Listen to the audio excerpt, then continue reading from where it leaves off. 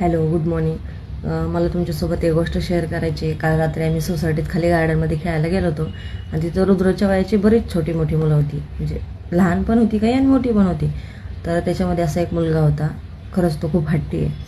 रुद्र त्याच्यासोबतच खेळत होता. फक्त रुद्राच्या हातामध्ये छोटीशी कार होती आणि ती त्याला पाहिजे होती. तरी एकदा दिली त्यांनी आणि त्याने काय केलं, फेकून. आणि रुद्रची फ्रेंड आली म्हणून तो तिच्याकडे गेला खेळायला.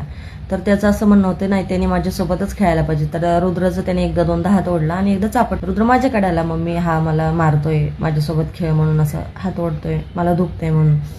तर रुद्र जेव्हा सांगत होता त्याची मम्मी माझ्या शेजारीच बसलेली होती.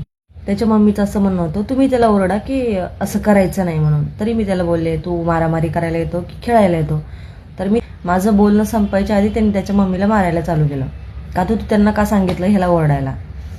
पण त्यांना कुठल्या गोष्टी कधी द्यायच्या? समजा लहान मुलांनी जर का आज मागितलं तुमच्याकडे काहीतरी, उद्या द्या. आता तुम्ही मागितलं, नाही मला हे पाहिजे, तू आत्ताच लगेच जाऊन आणणार नाही ना, कारण तुझ्याकडे तेवढा टाईमही नाही. म्हणून त्याला सवय लागली पाहिजे. सहनशीलता काय आहे?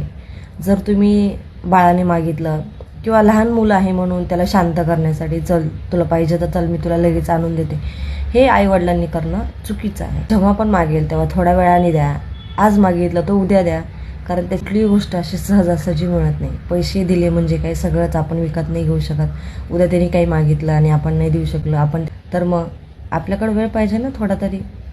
आज तो एक खेळणी दिली नाही म्हणून मम्मीला मारतो, उद्या चालून त्याला जर कुठली गोष्ट भेटली नाही तो काही करू शकतो. कारण हेच वय आहे लहान मुलांना समजून सांगण्याचं. जर समजा ते चुकत असेल तर आपणच समजून सांगितलं पाहिजे, कारण ते आपलं बाळ आहे. चुकीच्या मार्गावर जायला नको म्हणून.